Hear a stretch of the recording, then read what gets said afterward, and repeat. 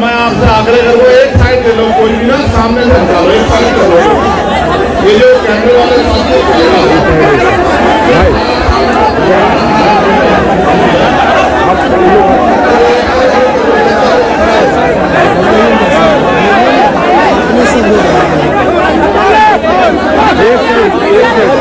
Side उधर कीजिए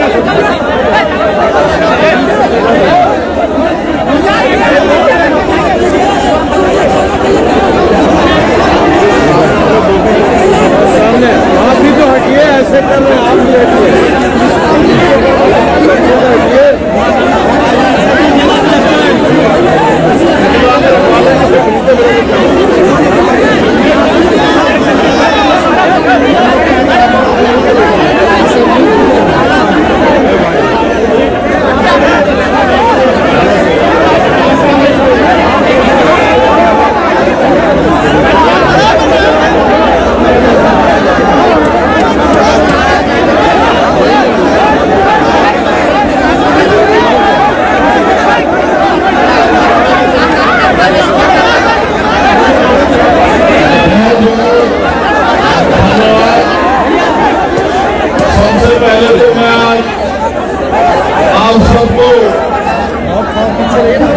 बिहार के राजधानी पटना पहुंचने पर आपका बहुत बहुत स्वागत और अभिनंदन करता हूं। सम्मानित साथियों,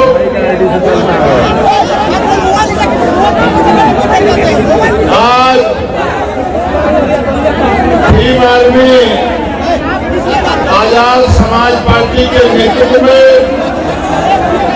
समाधान रैली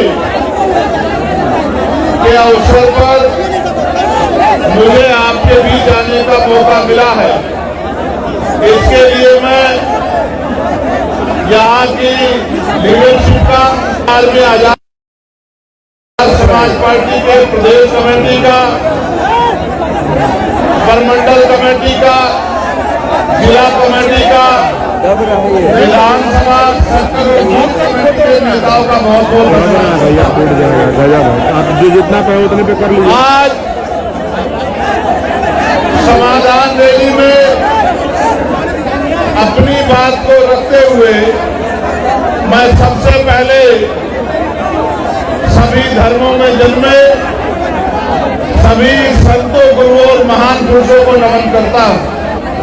उनमें भी करुणा के सागर तथागत गौतम बुद्ध, संत शिरोमणि सद्गुरु रविदास जी महाराज, भगवान वाल्मीकि महाराज, गुरु नानक देव और संत कबीर जी को नमन करता हूं। साथ साथ का ज्योतिबा फुले, छत्रपति साहूजी महाराज,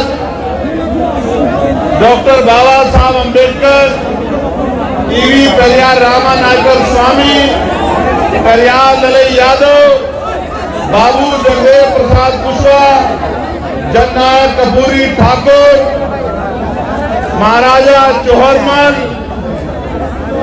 बिजली पासी,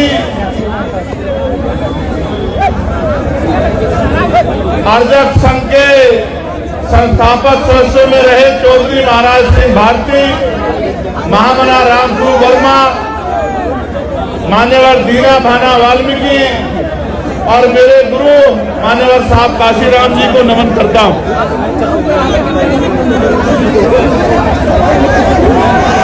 आज हम सब लोग एक विशेष उद्देश्य के लिए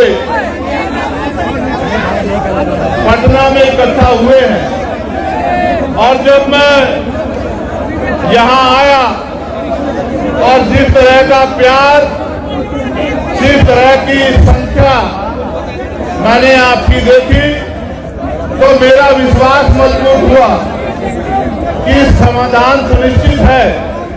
आपकी समस्याओं का समाधान आने वाले कल में सुनिश्चित है, क्योंकि जब जब आप अपनी समस्याओं के लिए ईमानदारी से काम करोगे और समस्या का हल ढूंढने का प्रयास करोगे तो क्योंकि भारत में लोकतांत्रिक व्यवस्था है और बिहार तो लोकतंत्र के जननायकों में से बड़े बड़े नेता जिन्होंने बिहार में जन्म लिया, ये क्रांतिकारी धरती है। यहाँ की समस्याओं का हल तो बहुत जल्द सुनिश्चित हो जाएगा। आज आपका जुटा ये इधर समूह इस बात की गवाही दे रहा है कि आने वाला कल कमजोरों का, गरीबों का, दलितों का, पिछड़ों का, आदिवासियों का, मुसलमानों का, अन्य धार्मिक लोगों का और हर जातियों के गरीब लोगों का है। ऐसा विश्वास मेरा आज आपकी संख्या के आधार पर यहाँ मजबूत होगा। साथियों, मैंने बहुत सारी समस्या आपकी सुनी, वक्ताओं के माध्यम से मंच से मैंने बहुत सारी समस्याओं को जाना और एक बहुत बड़ी संख्या यहाँ माताओं बहनों की भी है जो बड़े लंबे समय से जिम्मेदारी से इस मंच की तरफ देख रही है। बहुत बड़ी संख्या में नौजवान और जिम्मेदार लोग भी पहुंचे हैं। हालांकि आप भी जानते हैं कि पहले रैली एकदम फेल हो जाएगा, लेकिन मैं समझता हूं कि वो आपकी शक्ति से अनभिज्ञ है, उनको आपके संघर्ष की जानकारी नहीं है, इसलिए उनको ऐसा लगा कि अगर एक की जगह कार्यक्रम किसी अन्य तिथि में होगा तो कार्यक्रम सफल नहीं होगा। मैं मुख्यमंत्री जी को ये कहना चाहता हूं कि ये तो मात्र ट्रेलर है, पिक्चर तो हमारे साथियों ये देश 15 अगस्त 1947 को आजाद हुआ है।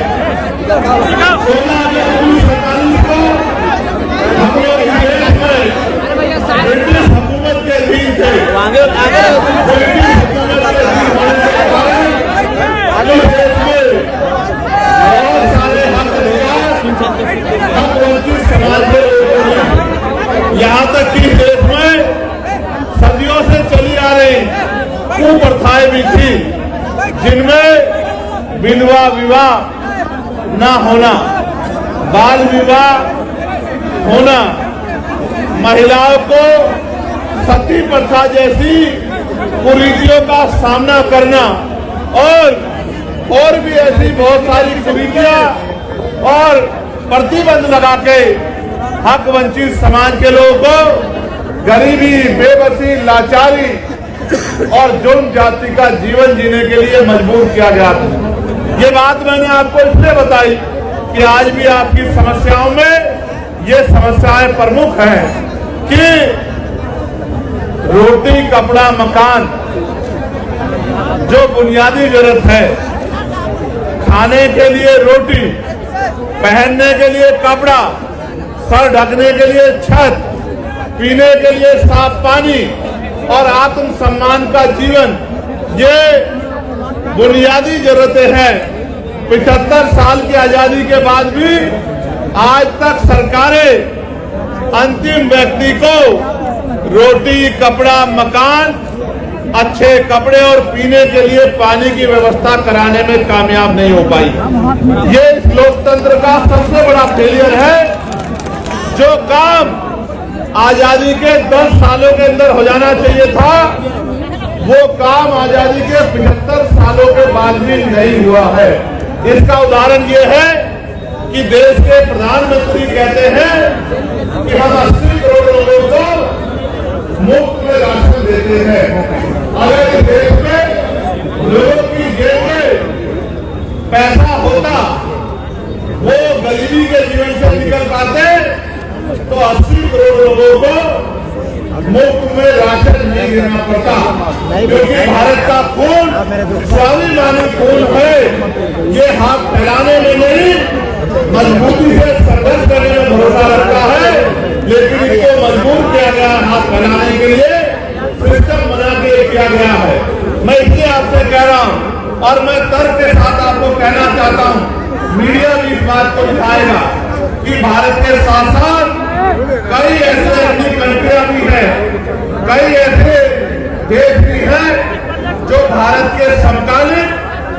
भारत के बाद आजाद हुए, और आज उन देशों में जाके देखोगे तो आपको एहसास होगा कि वो भारत से लगभग 50 साल आगे चल रहे हैं।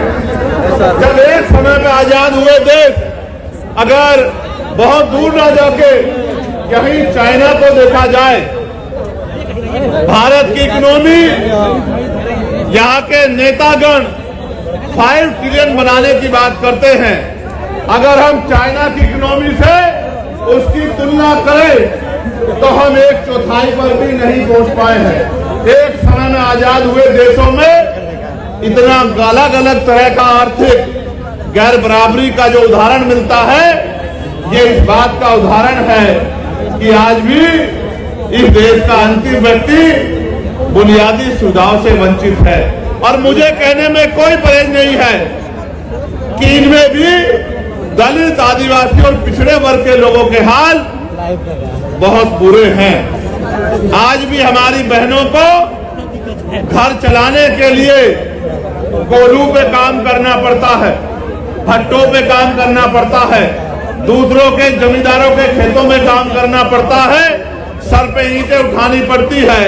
मुझे सबसे बड़ी पीड़ा तब हुई थी जब कोरोना काल में मजदूर शहरों से पलायन करके घर की तरफ चला था, और इन सरकारों के पास उन मजदूरों को देने के लिए, घर पहुंचाने के लिए ट्रेन की व्यवस्था भी नहीं थी।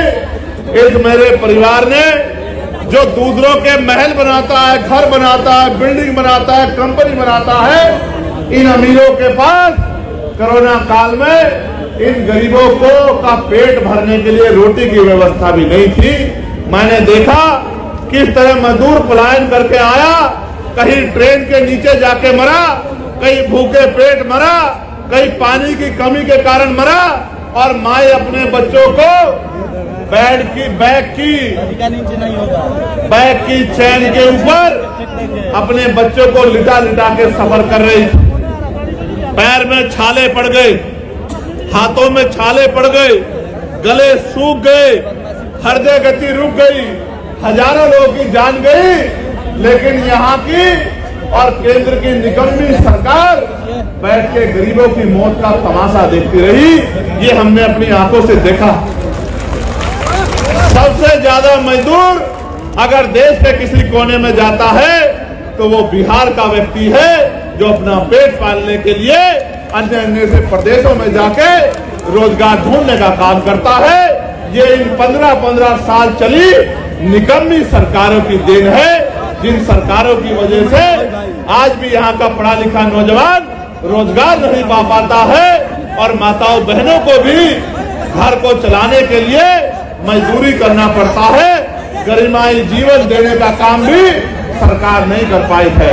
आज जब हम लोग आजादी का अमृत उत्सव मना रहे हैं, अभी पार्लियामेंट में सेंट्रल हॉल में ये कहा गया प्रधानमंत्री जी द्वारा कि 75 साल हो गए हैं, ये अमृत काल है। ये कैसा अमृत काल है जहां एनसीआरबी का डाटा ये कहता है कि रोज महिलाओं के शरीर की धज्जियां उड़ाई जाती है, सामूहिक बलात्कार होते हैं, महिलाओं को तेजाब से नहलाया जाता है, महिलाओं की अस्मत को रोना जाता है, महिलाओं को दफ्तरों में और दफ्तरों के बाहर और गांव में सामंती व्यवस्था के आगे अपने आत्म सम्मान की रक्षा वो नहीं कर पाती। ये भी हमारे सामने ही है। और सरकारें कहती है और व्यवस्था कहती है कि भारत एक ऐसा देश है जहां महिलाओं को पूजा जाता है। मेरे बराबर में मीडिया की बहनें खड़ी हैं, नीचे महिलाएं जो पुलिस की नौकरी कर रही हैं वो बहनें भी खड़ी हैं। कभी उनके मन से भी पूछ के देखना कि रात को 10-11 बजे क्या वो उत्तर प्रदेश में, बिहार में या उत्तर प्रदेश में या देश के किसी भी प्रदेश में क्या ईमानदारी से निकल सकती है? सच ये है वो अकेले तो छोड़िए, वो परिवार के साथ भी आज नहीं निकल सकती है। ऐसी ऐसी घटनाएं सामने आती है कि हृदय कांप जाता है। और कुर्सी में बैठे नेता और उनके चाटुकार अधिकारी ऐसी ऐसी घटनाओं पे आंखें बंद कर लेते हैं। जब मैं बिहार के साथियों से बात करता हूं तो पता लगता है 13 साल की बच्ची का रेप हुआ, 12 साल की बच्ची का रेप हुआ, 15 साल की बच्ची गायब हो गई, 2 सगी बहनें गायब हो गई, कहीं मार के 2 बहनों को लटका दिया गया। तो ऐसा महसूस होता है कि इस देश में गरीबों का, और गरीबों में भी दलित पिछड़े आदिवासियों का, उनकी बच्चियों की इज्जत का कोई मोल नहीं है। यहाँ इस देश में कुत्ते, बिल्ली, बकरी, गाय, गधे, घोड़े की इज्जत है, उनके भी सम्मान है, लेकिन इंसानों का सम्मान नहीं है। तो ये महसूस होता है कि ये सरकारें किसका काम कर रही है? क्या ये गरीबों का काम कर रही है या ये अमीरों का काम कर रहे हैं? यहाँ हमारे सेना में घोर जातिवाद और अपमान का सामना करने वाले हमारे साथी भी यहाँ मौजूद हैं, जो लंबे समय से इस गैर बराबरी और फिर अन्याय के खिलाफ लड़ रहे हैं। लेकिन मुझे बड़े कष्ट के साथ कहना पड़ रहा है कि ये सत्ता के पास भी गए और विपक्ष के बड़े बड़े नेताओं के पास भी गए, लेकिन इनकी समस्या का समाधान सरकार नहीं कर पा रही है। इसका मतलब सरकार नहीं चाहती कि सेना के साथियों के तिरंगे को उठाने वाले साथियों का सम्मान होना चाहिए। सम्मानित साथियों, मैं किस किस की पीड़ा आपके सामने रखूं? मैं तो ये समझता हूं आज नहीं तो कल इस देश के नौजवान को अपने गरिमाई जीवन के लिए संघर्ष करने के लिए खड़ा होना पड़ेगा। और जब तक इस देश का नौजवान और इस देश में भी बिहार का नौजवान अपने पैरों पे खड़ा होके इस जुल्म, जाति, गरीबी, बेबसी, लाचारी की बेड़ियों को काटने का काम नहीं करेगा, तब तक इन सत्ता में बैठे फर्जी मसीहाओं के जरिए आपकी जिंदगी बदलने वाली नहीं। सम्मानित साथियों, आप ये जानते हैं कि हमारे संतों, गुरुओं, महान पुरुषों ने अपने बच्चों का बलिदान देके इस देश में संविधान के रूप में एक इतनी बड़ी शक्ति हमें दी, एक जीवित ग्रंथ हमें दिया जो संविधान अंतिम व्यक्ति को भी सम्मान का जीवन दिलाने की बात करता है, जो अंतिम व्यक्ति को भी गारंटी देता है रोटी, कपड़ा, मकान की, जो महिलाओं को भी पुरुषों के बराबर मुख्य धारा में खड़े होकर सम्मान का जीवन देने की गारंटी देता है। लेकिन सम्मानित साथियों, आज जब हम आकलन करते हैं, चिंतन करते हैं, तो हमें महसूस होता है कि देश संविधान से नहीं चल रहा है। सत्ता में बैठे अहंकारी लोग संविधान को ताक पर रख के प्रदेश को और देश को चलाने का काम कर रहे हैं। नौजवान परेशान है, किसान परेशान है, सेना का जवान परेशान है, होमगार्ड के भाई परेशान है, चौकीदार परेशान है, महिलाएं परेशान है, ममता बहनें परेशान है। और अगर कोई परेशान नहीं है तो वो आपके राजभवन में और आपके विधानसभा में बैठे आपके रहेगा, जो मोटी मोटी तनख्वाह लेके अपने बच्चों का ध्यान रखते हैं, अपने बच्चों को विदेशों में पढ़ाते हैं, अपने बच्चों का इलाज प्राइवेट हॉस्पिटल में कराते हैं और गरीब जनता को जुमला बोल बोल के बेवकूफ बनाने का काम करते हैं। मैंने पार्लियामेंट में अंतिम व्यक्ति के आवाज उठाने का काम किया, चाहे होमगार्ड के भाइयों की समस्या हो, चाहे चौकीदार भाइयों की समस्या हो, चाहे आशा आंगनबाड़ी बहनों की समस्या हो, इनका काम किया।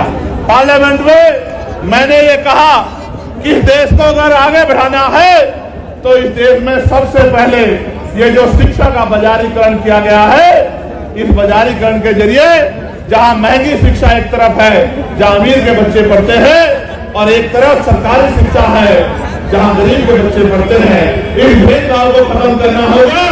और प्रधानमंत्री, राष्ट्रपति से लेकर मुख्यमंत्री, विधायक, सांसद और क्लास वन के अधिकारी से लेकर 4th क्लास के कर्मचारी तक के बच्चों का, गांव के सरपंच से लेकर और विधायक, MP सबके बच्चों का की पढ़ाई सरकारी स्कूल में होनी चाहिए, जहां किसान का बच्चा बैठ के पढ़ता है, जहां मजदूर का बच्चा बैठ के पढ़ता है, उसी टेबल पे मंत्री, विधायक, सांसद, मुख्यमंत्री, राज्यपाल का बच्चा भी पढ़ना चाहिए।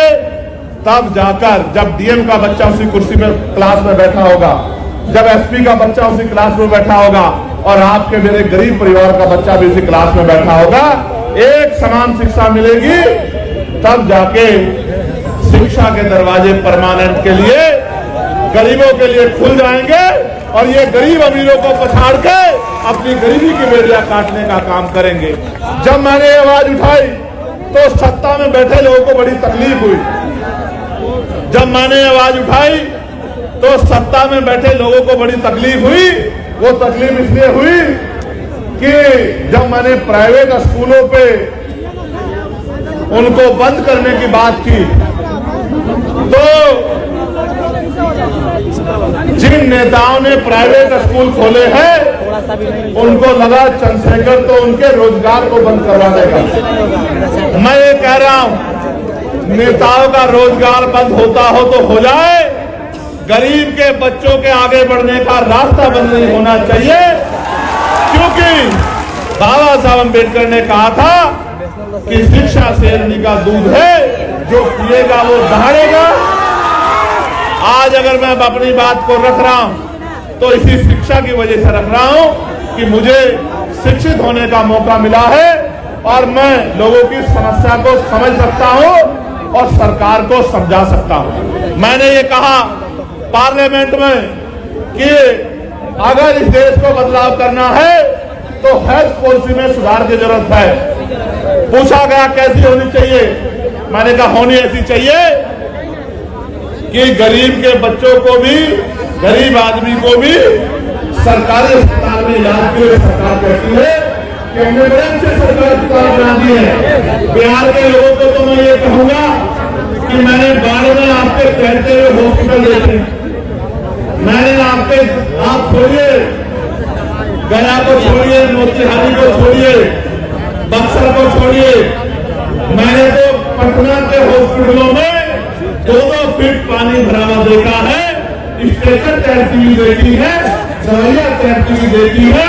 यही डबल इंजन की सरकार का विकास अभियान है। तो मैंने कहा, गौर करके सुनना, मैंने कहा कि जो नेता गरीबों से कहते हैं, जनता से कहते हैं कि आपके लिए अच्छे अस्पताल बनवा दिए हैं, उन नेताओं का इलाज भी उन्हीं अस्पतालों में होना चाहिए। नेताओं का इलाज तो प्राइवेट हॉस्पिटल में होता है, विदेशों में जाके होता है, फोर्टिज में होता है, मैक्स में होता है, और गरीबों का इलाज सरकारी अस्पताल में होता है, जहां डॉक्टर नहीं है, जहां दवाई नहीं है। डॉक्टर के पास जाओगे तो ऐसा व्यवहार करेगा। सब डॉक्टर तो बुरे नहीं है, लेकिन बहुत सारे डॉक्टर ऐसा व्यवहार करते हैं कि ये गरीब जबरदस्ती उनके अंदर, उनके अस्पताल में घुस गए। दवाई नहीं मिलेगी, कोई मशीन नहीं है, एक्सरा, ईसीजी, एमआरआई, कोई मशीन नहीं है, बाहर से टेस्ट कराओ, जेब काटने का काम होगा।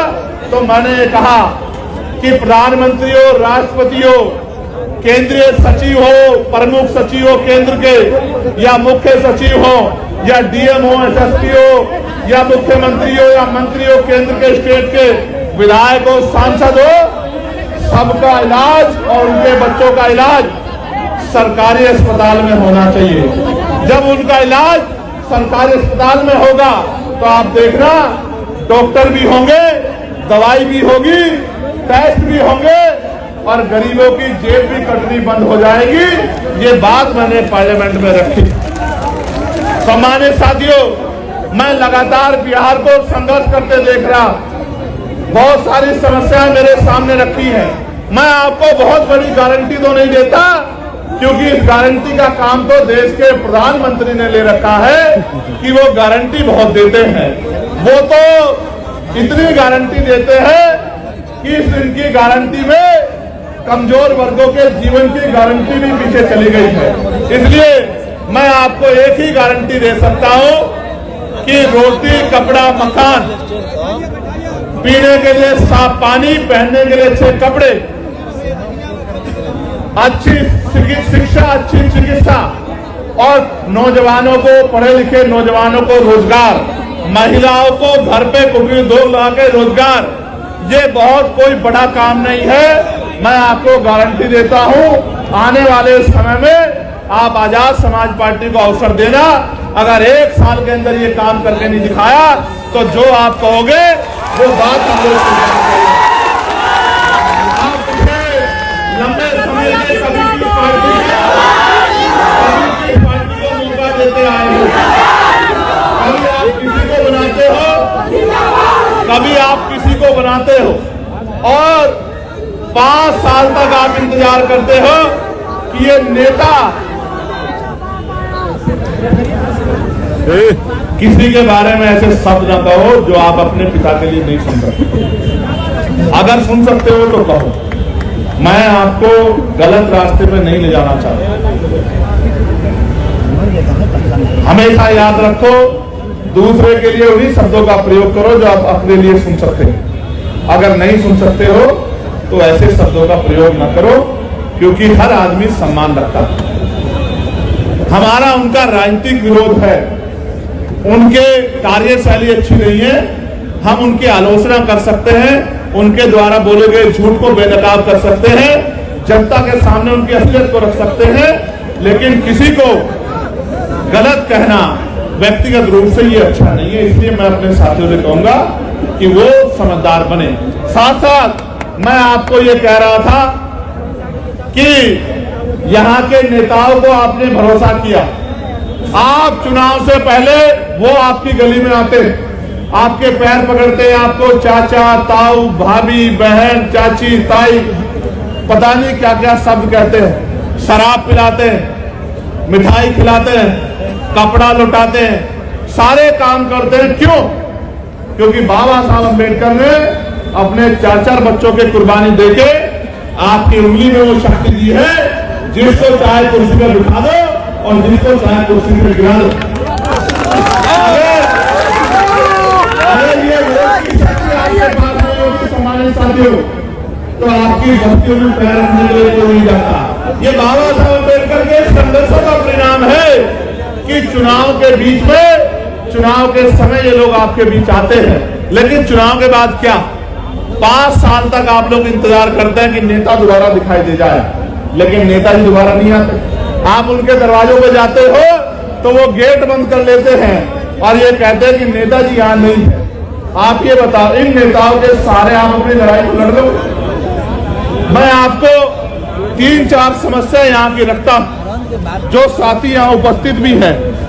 एक समस्या जो बड़ी समस्या है वो हमारे होमगार्ड के भाइयों की है।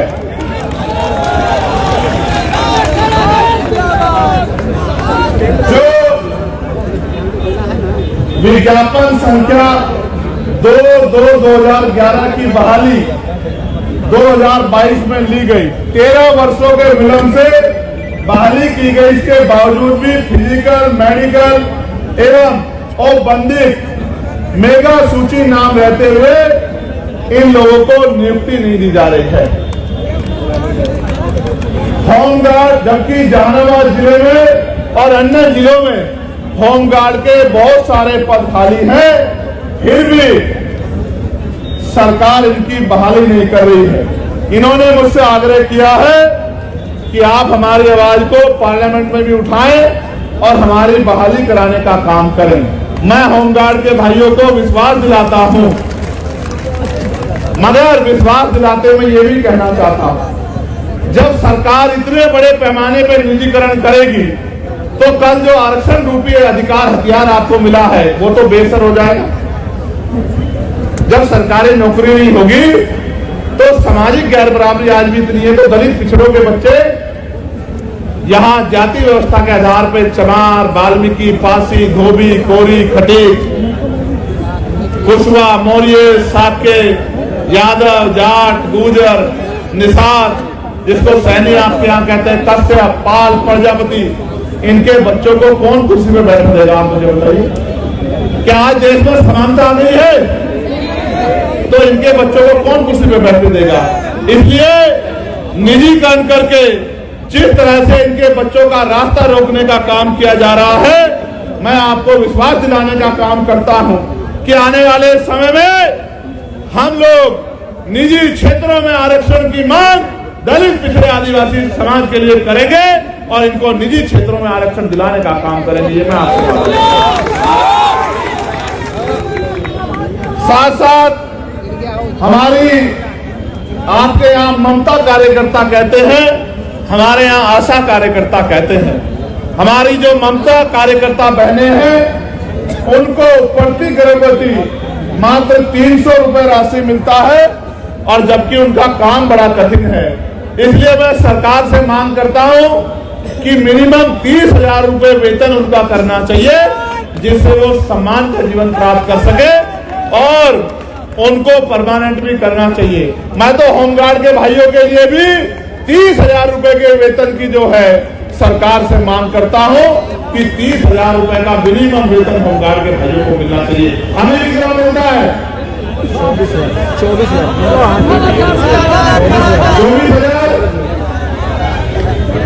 अभी तुमको तो मिल ही नहीं रहा, लेकिन जो लग रहे उनको तो 30,000 मिलना चाहिए। जब आप लगे आपको भी 30,000 रुपए मिलना चाहिए, नाम मैं सरकार को करता हूं।